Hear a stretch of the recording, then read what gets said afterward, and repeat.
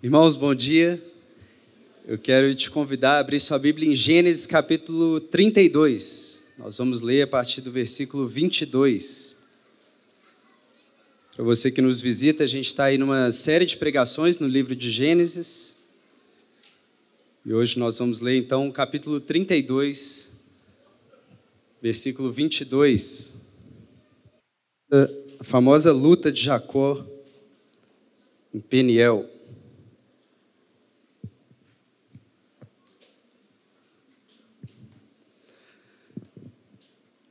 Gênesis 32, 22, diz assim o texto. Naquela mesma noite, Jacó se levantou e, tomando suas 2 mulheres, suas 2 servas e seus 11 filhos, atravessou o val de Jaboque. Tomou-os, fez com que atravessassem o ribeiro e fez passar tudo o que tinha. Porém, Jacó ficou sozinho. E um homem pôs-se a lutar com ele até o romper do dia.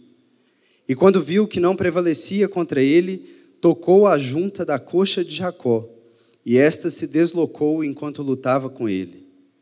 Disse o homem: deixa-me ir, porque o dia já vem rompendo.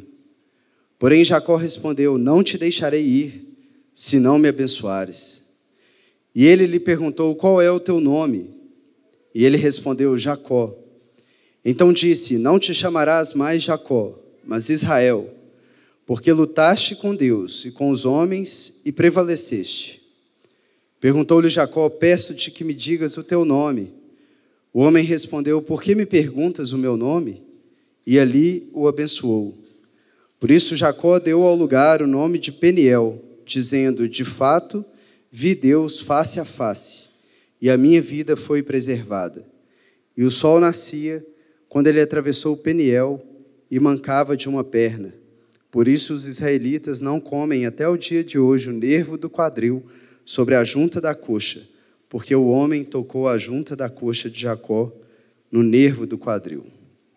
Vamos orar mais uma vez.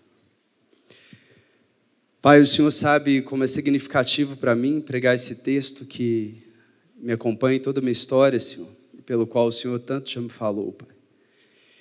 Me ajuda pelo Espírito Santo, Senhor, a comunicar a sua palavra e cumpra os seus propósitos, Deus, de ter me designado, Senhor, para expor esse texto aqui hoje. Em nome de Jesus. Amém. Irmãos, a gente só consegue perceber a importância que esse episódio teve na vida de Jacó à luz de toda a sua história. Então, muito mais do que entrar aí em alguns pormenores do texto, meu objetivo vai ser investir tempo em a gente reconstruir o contexto que foi sendo desenvolvido na vida de Jacó até chegar nesse clímax, que é essa luta que ele tem com Deus. Então nós vamos ler bastante a Bíblia para entender o contexto que deu tanto significado a essa fundação aqui da própria nação de Israel, do nome de Israel. E então qual é o contexto dessa passagem que a gente leu? Jacó está voltando para Canaã, a terra de seus pais, em obediência a uma ordem de Deus. A gente precisa lembrar que 20 anos antes, Jacó tinha ido embora dessa terra com a ordem e a bênção do seu pai para que tomasse mulher dentre as filhas de Labão, que era o seu tio materno, que morava em Padã Arã, uma cidade a cerca de 700 quilômetros ao nordeste de Berseba, onde Jacó morava na época. Na verdade, tinha sido uma partida arquitetada, como uma fuga por Rebeca, sua mãe, porque ela tinha ficado sabendo que Esaú, o irmão gêmeo de Jacó, planejava matá-lo assim que Isaac, o seu pai, morresse. E Esaú tinha esse plano porque Jacó, obediente a Rebeca, tinha se passado por Esaú, enganando seu pai, que já estava cego, e assim recebendo a bênção do primogênito, mesmo sendo o filho mais novo. E é importante a gente ler o que Rebeca disse para Jacó quando ela armava essa fuga do filho. Está lá no capítulo 27, se você quiser abrir sua Bíblia, capítulo 27, versículo 41. Jacó acabou de receber a bênção no lugar de Esaú, e o texto diz assim, 27, 41. Então Esaú passou a odiar Jacó por causa da bênção com que seu pai o havia abençoado. e disse consigo: os dias de luto por meu pai estão chegando, então matarei meu irmão Jacó. E relataram-se a Rebeca essas palavras de Esaú, seu filho mais velho. Por isso ela mandou chamar Jacó, seu filho mais moço, e disse-lhe: teu irmão Esaú está se consolando, planejando matar-te. Portanto, meu filho, dá ouvidos agora à minha voz. Levanta-te, refugia-te na casa de meu irmão Labão, em Harã, e demora-te alguns dias com ele, até que passe o furor de teu irmão, até que acabe a ira de teu irmão contra ti, e ele se esqueça do que lhe fizeste. Então mandarei trazer-te de lá. Por que ficaria eu sem meus 2 filhos num só dia? E disse Rebeca a Isaque: estou aborrecida da vida, por causa das mulheres dos heteus que Esaú tomou. Se Jacó tomar mulher dentre as filhas desta terra, mulheres dos heteus como estas, por que deveria eu ainda viver? Isaque então chamou Jacó, abençoou-o e ordenou-lhe: não tomes mulher dentre as cananeias. Levanta-te, vai a Padã-Arã, a casa de Betuel, pai de tua mãe, e toma de lá uma mulher dentre as filhas de Labão, irmão de tua mãe. O Deus Todo-Poderoso te abençoe, te faça frutificar e crescer em número, para que te tornes uma multidão de povos, e te dê a bênção de Abraão, a ti e a tua descendência, para que venhas a herdar a terra de tuas peregrinações, que Deus deu a Abraão. Assim Isaque despediu Jacó, que foi a Padã-Arã, até Labão, filho de Betuel, arameu, irmão de Rebeca, mãe de Jacó e de Esaú. Então, o que a gente vê aqui, irmãos, é que, ao contrário, às vezes, da nossa interpretação mais rápida, Jacó parte da terra dos seus pais com uma clara expectativa de um dia retornar para herdar a bênção de ter aquela terra. Isso aparece tanto na armação que Rebeca faz antes aí com ele, dizendo: olha, vai lá e fica um pouco, que depois a ira do seu irmão vai passar e eu vou mandar alguém para te trazer de volta. Quanto aparece na própria bênção de Isaque, falando: olha, Deus te abençoe, e a bênção de Abraão esteja sobre você, para você herdar essa terra. Então, Jacó parte esperando voltar. E isso fica mais forte e reafirmado pela própria promessa de Deus. Quando Jacó já andou uns 100 quilômetros, Deus mesmo aparece para ele e reforça essa promessa de que um dia Jacó voltará para herdar aquela terra. É o que aconteceu aí no versículo 13 do capítulo 28. Olha só. Acima dela estava o Senhor que disse: eu sou o Senhor, o Deus de teu pai Abraão, o Deus de Isaque. Darei a ti e à tua descendência esta terra em que estás deitado. E a tua descendência será como o pó da terra. Tu te espalharás para o ocidente, para o oriente, para o norte e para o sul. Todas as famílias da terra serão abençoadas por meio de ti e da tua descendência, que é a bênção de Abraão. E o 15, eu estou contigo e te guardarei por onde quer que fores, e te farei voltar a esta terra, pois não te deixarei, até que haja cumprido o que te prometi. Então o próprio Deus fala com Jacó: olha, você está indo, mas eu estarei com você, e eu te farei voltar a essa terra, porque essa terra é a sua herança. E diante dessa promessa, Jacó faz um voto a Deus. E a gente vê mais uma vez que o voto de Jacó e a preocupação de Jacó é: Deus, me traz mesmo, Senhor, me proteja durante todo esse tempo para que eu volte em paz, sem ser morto nas mãos do meu irmão. É o que ele fala aí no versículo 20, do capítulo 28. Dá uma olhada. Jacó também fez um voto: se Deus for comigo e me guardar nesse caminho que vou seguindo, e me der pão para comer e roupas para vestir, de modo que eu volte em paz à casa de meu pai, e se o Senhor for o meu Deus, então essa pedra que coloquei como coluna será a casa de Deus, e certamente te darei o dízimo de tudo quanto me deres. Então Jacó fala: Deus, se o Senhor fizer isso mesmo, Senhor, se o Senhor me trouxer de volta, se é isso que o Senhor promete, eu vou te cultuar, Senhor. Eu serei um adorador do Senhor, eu te prestarei culto. Então Jacó parte assim, irmãos, parte desejando voltar, parte desejando que um dia a promessa da terra prometida se cumpra na própria vida dele. E isso é importante porque a gente pode ter uma ideia do que aconteceu com o coração de Jacó nos anos seguintes. Afinal, se você passa um pouco para frente, no capítulo 31, você descobre que já se passaram 20 anos desde que Jacó foi embora e ele ainda não voltou para a terra. Logo que Jacó chega na cidade de Padã Arã, 1 mês depois, ele já propõe para Labão que ele trabalhe por 7 anos para o seu tio, a fim de que ele tenha o direito de se casar com a sua filha mais nova, Raquel. E apesar de Labão concordar com a proposta, 7 anos depois, quando o vencimento desse acordo se dá, nas bodas, Labão troca Raquel por Lia, fazendo a filha mais velha se passar pela filha mais nova, disfarçando com as coberturas nupciais da época. E 7 anos depois, então, o que a gente tem nesse episódio? Jacó sofrendo na pele o que ele mesmo tinha feito. O ardil da troca. O engano do disfarce. Isso volta contra Jacó. E apesar de Labão dar Raquel, a filha mais nova, para ele 1 semana depois do casamento com Lia, ele faz isso sob a condição que Jacó trabalhe mais 7 anos em trabalho servil para ele, abusando do seu próprio parente com trabalho escravo, para além daquilo que tinha sido combinado, em dobro. E mais uma vez, então, o que está acontecendo, irmãos? Jacó agora com 14 anos, tendo saído de casa, está sofrendo na pele, de novo, o que ele mesmo fez contra o seu irmão e o mal que ele causou ao seu irmão.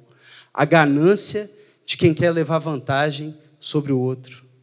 A maldição de ter se tornado servo de um parente, que foi a maldição que foi proclamada contra Esaú. O bumerangue voltou e Jacó está vivendo isso. De modo que, quando se passam os 14 anos e o prazo combinado, então, para que ele tivesse Raquel de fato por direito é cumprido, Deus concede pela primeira vez um filho a Raquel, que é José, a esposa amada, e quando Deus concede esse filho para Raquel, Jacó vai falar com Labão. E olha o que ele diz no capítulo 30, no versículo 25. Depois que Raquel deu à luz José, Jacó disse a Labão: despede-me, a fim de que eu vá para o meu lar, para a minha terra. Dá-me as minhas mulheres, pelas quais trabalhei para ti, e os meus filhos, e deixa-me ir, pois sabes o serviço que te prestei. Olha o 29. Jacó lhe disse: tu sabes como trabalhei para ti e como cuidei do teu rebanho, porque o pouco que tinhas antes da minha chegada, muito se multiplicou, e o Senhor te abençoou desde que vim para cá. Agora, porém, quando trabalharei também para a minha casa? Irmãos, olha a que ponto Jacó chega depois de 14 anos. Afinal, a gente tem que lembrar, Rebeca ainda não mandou ninguém para buscá-lo. Então, qual é o cenário mais provável? É que a ira de Esaú ainda não passou. Lá na terra dele, Esaú ainda quer matá-lo. Porque a promessa de Rebeca é que ela só mandaria alguém quando a ira passasse, e ela não mandou ninguém. Mas Jacó chega a tal ponto de desgaste no relacionamento com Labão, que agora ele deseja, mesmo sem ter sido chamado, voltar para a terra dele, voltar para a sua parentela. Ele chama de lar. Ele chama de lar. Deixa eu voltar para o meu lar. E por quê? Porque já se passou tanto tempo e ele está trabalhando praticamente como escravo para o seu sogro. E não tem nada ainda a não ser as esposas e os seus filhos. Então, aquele que saiu da terra carregando a bênção do pai, de repente, quando olha, quem está sendo abençoado, como ele mesmo diz aí no texto? Labão, e não ele. Parece que Jacó está sofrendo as maldições e não as bênçãos que ele tinha recebido. E isso que ironia, né? Que ironia humilhante para Jacó. A tenda familiar onde ele foi buscar refúgio se tornou mais estranha do que os campos onde Esaú caçava. A situação ficou tão ruim que Jacó prefere voltar e tem saudade do lugar onde provavelmente ele será morto. Ou dizendo de outro jeito, irmãos, na encruzilhada que ele ficou entre se relacionar com Labão e voltar para Esaú, Jacó prefere Esaú. Ou sendo mais preciso ainda, ao ver-se refletido em Labão, que tinha o mesmo comportamento enganador que ele, Jacó prefere Esaú. Jacó chega ao ponto de concluir que ele é pior do que o seu irmão. E que é melhor voltar para o seu irmão do que ficar lidando com alguém que é igual a ele. Que é igual a ele. Que ponto, irmãos? Jacó chegou. Mas de fato Labão é como ele. E insistiu, como Jacó tinha feito no passado com Esaú, não fica comigo. Eu insisto para que você permaneça aqui. E Jacó concorda em ficar, desde que, ao apacentar o rebanho do seu sogro, parte do rebanho, aquele que fosse visualmente identificável, né, os salpicados, os malhados, os listrados, ficassem como salário de Jacó, para que ele comece a ter a sua própria casa. E não somente servir como servo na casa do seu tio e sogro. E Labão, mais uma vez, concorda com a proposta, mas continua enganando Jacó. Logo depois do acordo, ele volta atrás e dá um sumiço em todo o gado que tinha aquelas características, para que Jacó não ficasse com nada e tivesse que permanecer servindo ao seu sogro na sua casa. Mas dessa vez, irmãos, depois desses 14 anos, Deus já tinha se colocado do lado de Jacó. E por isso Deus, ao longo desses 6 anos seguintes que ainda vão se passar, vai abençoando Jacó com riquezas, mesmo diante da contínua má fé do seu sogro. É isso que Jacó fala aí, quando ele chama suas esposas, no versículo 4, do capítulo 31. 6 anos depois dos 14 anos, ou seja, 20 anos depois, Jacó mandou chamar Raquel e Lia ao campo onde estava seu rebanho e lhes disse: vejo que o semblante de vosso pai para comigo não é como anteriormente, mas o Deus de meu pai tem estado comigo. Vós mesmos sabeis que tenho trabalhado para o vosso pai com todas as minhas forças. Mas vosso pai tem me enganado e mudou o meu salário 10 vezes. Porém, Deus não lhe permitiu prejudicar-me. Quando ele dizia, os salpicados serão o teu salário, todo o rebanho dava salpicados. E quando ele dizia, os listrados serão o teu salário, todo o rebanho dava listrados. De modo que Deus tirou o gado de vosso pai e o deu a mim. Então agora Deus claramente, depois de deixar Jacó passar por muitas aflições, Deus está se colocando do lado de Jacó, e ainda a luta é grande contra Labão. Mas está chegando aqui a um ponto, completados os 20 anos, em que depois de 20 anos de luta com seu sogro, achando que estava fugindo de uma luta maior que era de Esaú, finalmente, Deus mesmo aparece para Jacó e diz: volta para a terra. Ciclo completado, Jacó. Te dei agora as posses que eu tinha prometido, as esposas que o seu pai tinha te abençoado para que você tivesse, agora volta para a terra. E é isso que está aí, pegando aí do versículo 43, do 30 em diante. O homem enriqueceu muito e veio a possuir grandes rebanhos, servas e servos, camelos e jumentos. Entretanto, Jacó ouviu as palavras dos filhos de Labão que diziam: Jacó tem levado tudo o que era de nosso pai e adquiriu todas essas riquezas daquilo que era de nosso pai. Jacó viu também que o semblante de Labão para com ele já não era como antes. Então, o Senhor disse a Jacó: volta para a tua terra, a terra de teus pais e para teus parentes, e eu serei contigo. Versículo 12, o anjo prosseguiu: levanta os olhos e vê que todos os bodes que cobrem o rebanho são listrados, salpicados e malhados, porque tenho visto tudo que Labão vem fazendo a ti. Eu sou o Deus de Betel, onde ungiste uma coluna e me fizeste um voto.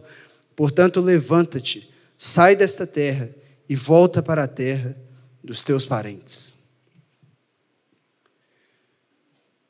Deus deixou a relação chegar a um ponto insustentável. Os filhos já não aguentavam, os filhos de Labão não aguentavam mais Jacó. Labão já tinha mudado o semblante dele para com Jacó. E aí Deus fala: chegou a hora, Jacó, sai, volta para a terra, como sua mãe disse que aconteceria, como seu pai disse que aconteceria, como eu te apareci em Betel para dizer que eu faria, e eu serei contigo. Mas Jacó ainda é mais movido pelo medo do que pela fé. E o versículo 20 aí do 31 diz que ele enganou Labão. Porque ao invés de relatar para Labão que Deus tinha falado com ele, deixar a bola com Deus, Jacó pega sua família, suas posses na surdina e sai, foge, escondido. E se não fosse Deus, Labão poderia tê-lo matado ou tomado de volta toda a sua família, mas Deus aparece para Labão num sonho e faz com que ele não faça nenhum mal a Jacó. Afinal, Deus prometeu guardá-lo. Olha o que está aí no versículo 24 do 31. Mas Deus apareceu de noite em sonho a Labão, o arameu, e disse-lhe: cuidado, não fales a Jacó nada de bem nem mal. E diante desse encontro que eles têm, esse encontro dramático, parecia que já tinha tido um fim, mas Labão perseguiu e agora eles estão nesse encontro e só não terminou em morte porque Deus interviu. A gente vê como estava o coração de Jacó depois desses 20 anos sofrendo na mão de Labão. Olha o que ele fala no 38 do capítulo 31. Estes 20 anos estive contigo, as tuas ovelhas e as tuas cabras nunca abortaram, e jamais me alimentei dos carneiros do teu rebanho.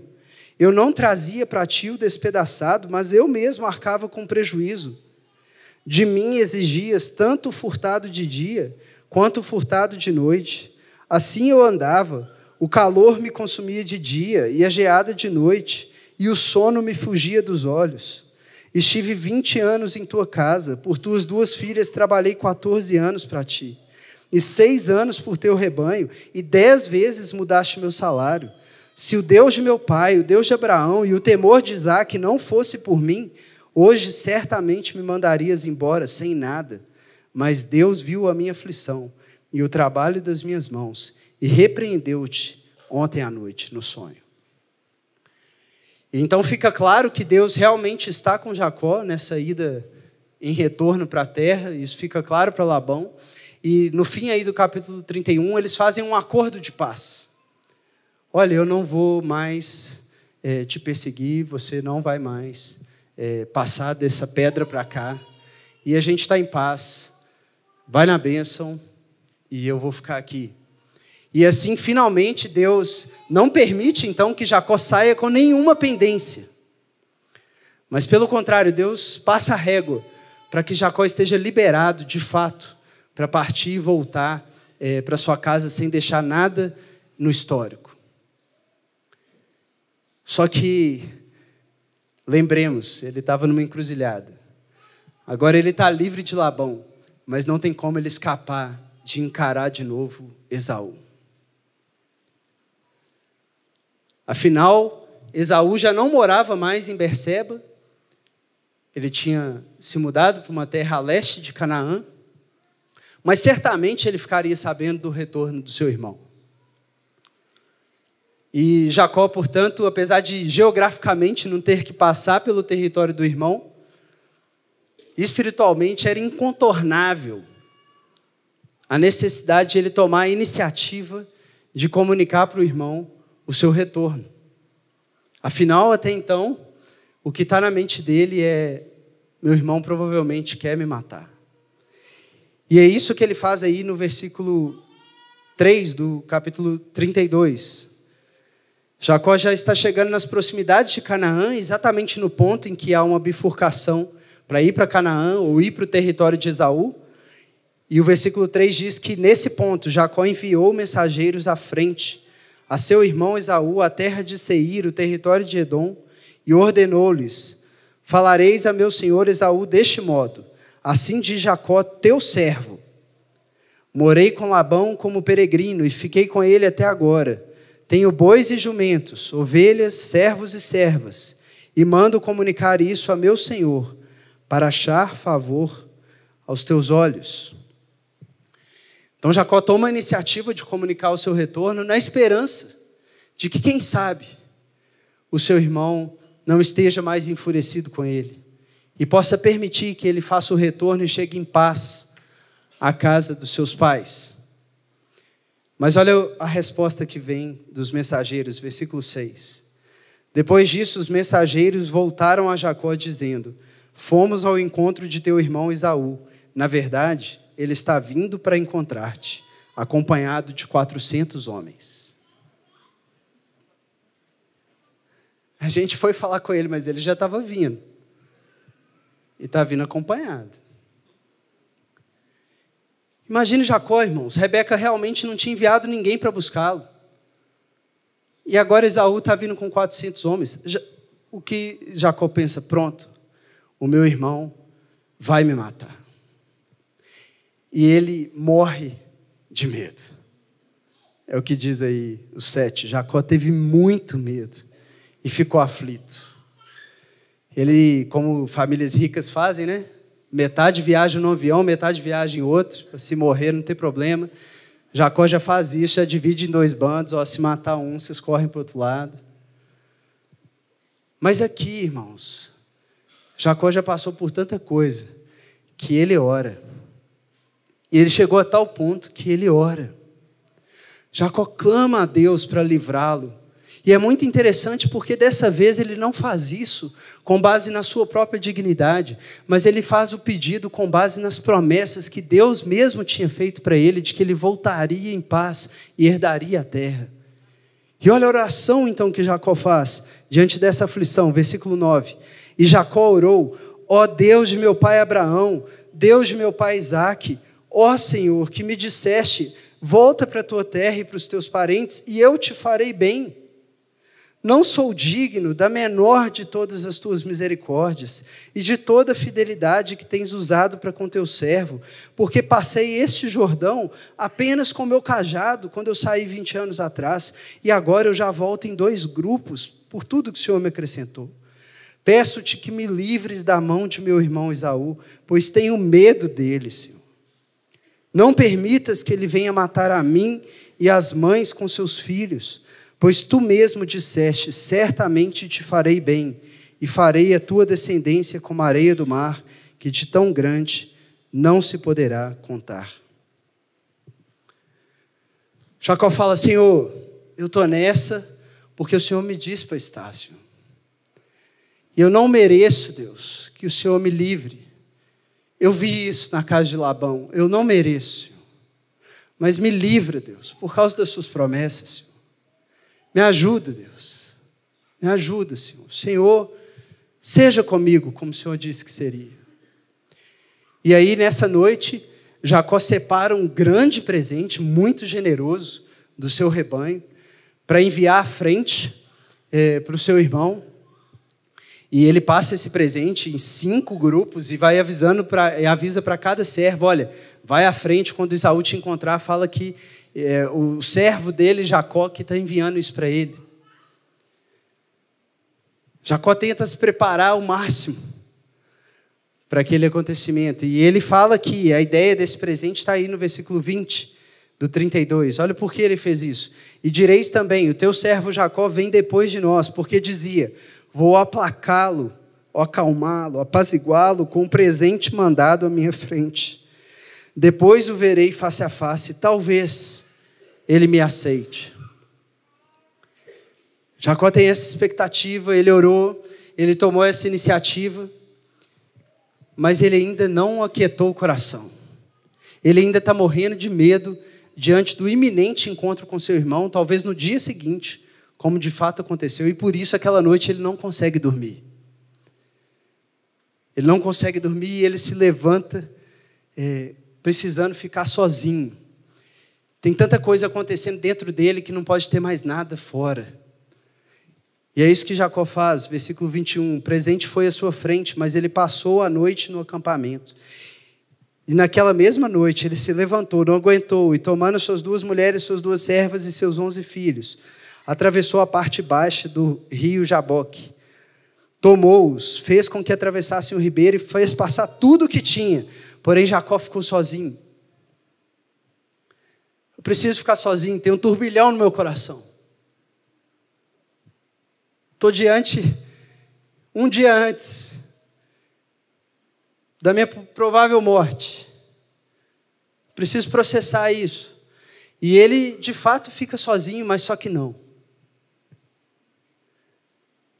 Porque enquanto ele está sozinho, um homem aparece e se põe a lutar com Jacó durante toda a madrugada, versículo 24. Ele ficou sozinho, mas um homem pôs-se a lutar com ele até o romper do dia. E a gente vai descobrir que esse homem era Deus. E o que, fazendo um parêntese, irmãos, muitas vezes, para lidar com a nossa nudez, para lidar com o fato de que somos vergonhosos, como Jacó descobriu que ele era, família e carreira ou posses são construídas para, de alguma forma, criar uma cortina de fumaça que fecha o espelho que nos coloca diante de nós mesmos. E tem gente que passa enganada com suas vestes de figueira por toda a vida. Mas às vezes Deus deixa a situação chegar no ponto que chegou para Jacó aqui, nessa noite. Para lembrar Jacó que ele está nu. Vergonhosamente nu. E que não tem família e não tem posse que ele possa dar de presente para esse homem que veio lutar para ele, porque ele já fez passar tudo, ele está sozinho. E ele não tem nada para oferecer. E o justo juízo do Deus que vem na viração do dia, confrontar num redemoinho Adão e Eva, tem de ser reconhecido. E é isso que acontece com Jacó aqui. Deus veio na viração do dia, num redemoinho, irado, lutar com Jacó, agora que ele não tem nada a oferecer. E é isso que Jacó reconhece. Imagina que situação estranha. Você começa a lutar com um homem que do nada veio brigar com você. E a luta vai se desenrolando e Jacó vai tentando entender quem é aquela pessoa. E com base nas coisas que aquela pessoa vai dizendo, a ficha vai começando a cair. Até que ao final, quando aquele tal homem o abençoa, Jacó não tem mais dúvida nenhuma de quem ele é. E Jacó diz, no versículo 29, perguntou-lhe Jacó, peço-te que me digas o teu nome. O homem respondeu, você já sabe quem eu sou, por que perguntas o meu nome? E ali o abençoou. Por isso Jacó deu ao lugar o nome de Peniel, dizendo, de fato, vi Deus face a face, e a minha vida foi preservada. O Deus de quem eu fugi, de quem eu me escondi, atrás das folhas de figueira e das árvores do jardim, ele veio até mim e eu o vi face a face. E quando eu o vi face a face, tudo que eu poderia esperar receber era o juízo que eu temia para o dia seguinte, a morte. Mas ele me aceitou. E eu não morri. Irmãos, Jacó está tendo um dia antes o que ele desejava ter exatamente no dia seguinte. Era exatamente isso que ele falava que esperava em relação ao seu irmão. Olha de novo, versículo 20. Ele mandou os presentes porque dizia, vou aplacá-lo ou vou apaziguar a ira dele com o presente mandado à minha frente. Depois o verei face a face. Talvez ele me aceite. Veja que é a mesma expressão. Eu verei face a face e ele vai me aceitar. E o que ele conclui depois da luta? Versículo 30. Vi Deus face a face e ele me aceitou. Só que não porque eu mandei um presente, porque eu não tinha mais nada para mandar. Eu achei que eu ia morrer, mas ele, pela graça, me abençoou. E não é à toa, então, que no dia seguinte, quando finalmente ele encontra o irmão, e para surpresa dele, é um encontro gracioso. O irmão corre, se lança ao pescoço dele e o beija como o pai do filho pródigo. Não quer aceitar o presente, graciosamente está o recebendo. Não é à toa, então, que Jacó associa aquele reencontro com Esaú exatamente com aquela experiência prévia que Deus tinha dado na madrugada anterior, com ele mesmo. É o que Jacó diz aí no final do versículo 10, do capítulo 33, depois de ter reencontrado Esaú. Olha o que ele diz: porque ver o teu rosto, final do versículo, ver o teu rosto foi como ter visto o rosto de Deus, e tu me recebeste com agrado. Esaú está te vendo agora, me recebendo graciosamente, foi como o que aconteceu comigo ontem, quando eu também vi Deus face a face, e ele me recebeu graciosamente. Irmãos, Esaú está descobrindo que a questão que ele achava que ele tinha com... Jacó está descobrindo que a questão que ele achava que ele tinha com Esaú era enraizada muito mais profundamente numa questão que ele tinha com o próprio Deus. Agora, não se engane, irmãos, Jacó não mudou da noite para o dia. Nesse próprio reencontro, ele engana de novo o irmão, dizendo que vai segui-lo até a sua terra, mas na verdade ele não segue.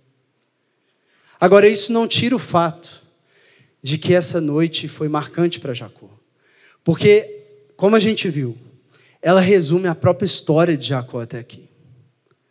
Que foi uma história de lutar com a sua identidade. De lutar com quem ele era. É por isso que durante a luta o homem pergunta: qual é o seu nome, Jacó? Qual é a palavra que resume quem você é, quem você foi até agora? Você não se chamará mais isso, Jacó. Amanhã você vai enganar o seu irmão de novo, mas há uma mudança qualitativa acontecendo aqui hoje, Jacó. Você vai mancar para o resto da vida para lembrar. O resto da vida. Então, de fato, irmãos, essa luta, e eu quis pregar dessa forma, porque essa luta é o clímax, é o resumo, é a síntese do drama de Jacó desde o seu nascimento até agora. É uma vida de luta, como muitas das nossas são. Luta primeiro com Esaú, luta depois com Labão, luta de novo com Esaú, mas acima de todos ele está lutando com Deus. Ele está lutando para ter a bênção do descendente da mulher, só que ele está fazendo isso agindo como descendente da serpente. Desde a gestação e o nascimento, assim como uma serpente, ele já se agarra no calcanhar do seu irmão, para tentar suplantá-lo, passá-lo para trás, colocá-lo sob os pés, pisar na cabeça, e receber a bênção do descendente, do primogênito. Mas Deus está deixando claro para Jacó, de uma vez por todas, que ele vai abençoá-lo, mas não será assim. Primeiro, Jacó vai ter que aprender a agarrar outra pessoa, e é Deus. Ferido que estou, te agarro mais forte.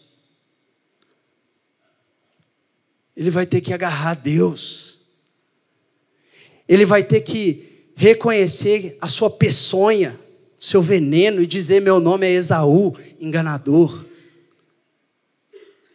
Ele vai ter que aprender a rastejar, a sair mancando sobre o pó, a sair se movendo sobre o quadril, sobre o seu ventre. Como quem aprende que pode até levar vantagem sobre os homens, mas não ganha de Deus. Pode ganhar dos homens, mas perde para Deus. E essa, irmãos, essa é a verdadeira vitória. Essa é a verdadeira bênção. A derrota para Deus é a única veste que não seria um disfarce, mas que o cobriria plenamente diante do Pai. Portanto, irmãos, nós somos abençoados. Deus nos escolheu como Ele fez com Jacó, antes mesmo de Ele ter feito qualquer bem ou mal. Mas o caminho entre a eleição e a glorificação vai ser uma longa estrada de santificação. Uma longa estrada de santificação que a gente vai aprender a trilhar mancando. Mancando. A santificação também é pela graça, mas a graça é severa, porque ela lida com a severidade do nosso pecado até o fim da vida.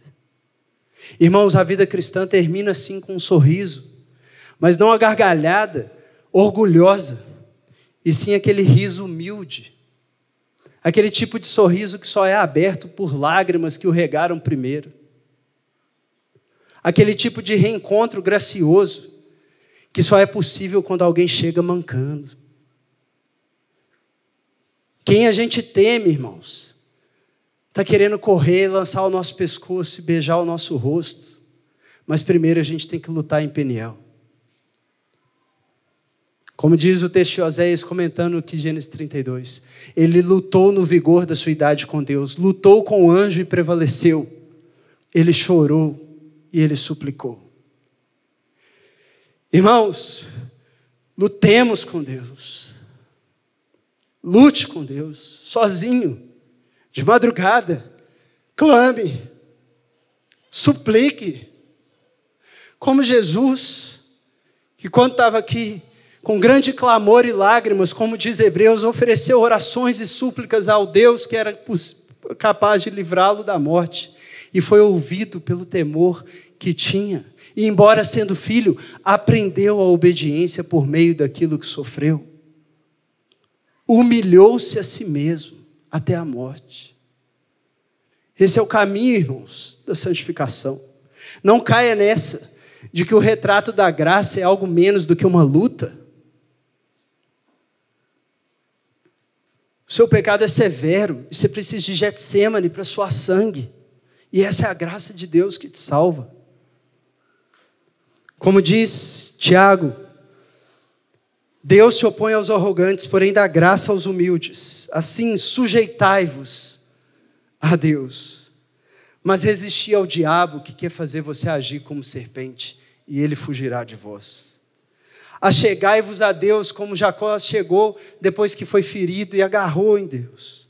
E ele se achegará a vós e tocará a junta do seu quadril.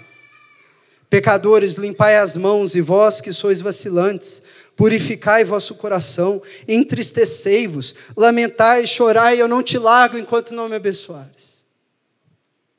Que o vosso riso se transforme em lamento, e a vossa alegria em tristeza. Humilhai-vos diante do Senhor, e Ele vos exaltará. Ou como Pedro diz, humilhai-vos sob a potente mão de Deus, que toca a sua ferida, e a seu tempo Ele vos exaltará. Lançai sobre Ele toda a ansiedade dos reencontros com Esaú da sua vida, porque Ele tem cuidado de vós, por mais ambígua que seja a sua história. Irmãos, esse é o convite, luta comigo. Eu já contei em outra pregação uma experiência que eu tive, uma das mais marcantes da minha vida, apesar de simples. Eu estava na área do meu apartamento, num período de muita oração, orando de manhã cedo, já durante muito tempo, e sentindo Deus falando comigo, e eu comecei a falar em línguas, e como raramente acontece, eu tive a interpretação do que eu estava dizendo, e era uma coisa só: luta comigo, luta comigo.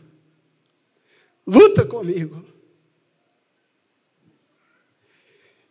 Irmãos, Deus quer nos encontrar sozinhos, nos colocar do nosso lado e lutar com a gente. Ele quer fazer isso para nos humilhar, mas em última instância, para que humildes a gente possa receber a graça. Então luta com o Senhor, irmão. Luta com o Senhor, porque esse é o único presente que a gente não pode dar, só pode ganhar. E essa é a única vitória que a gente não pode perder. Vamos orar, irmãos.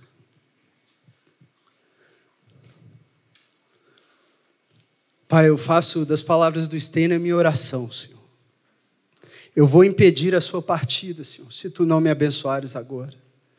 Tu sabes a quantas anda a minha vida, como é atrapalhada a minha história, Senhor. Já faz muito tempo que luto contigo. Eu trago no corpo as marcas de intensa refrega. Ataques, defesas, momentos de trégua, eu quero me render a Ti e não consigo, Senhor. Mas já que em graça me permites, que eu na força do meu braço, lute e implore para que fiques, pois que vença o mais fraco, Senhor. Vi Teu rosto face a face, tudo em mim então renasce.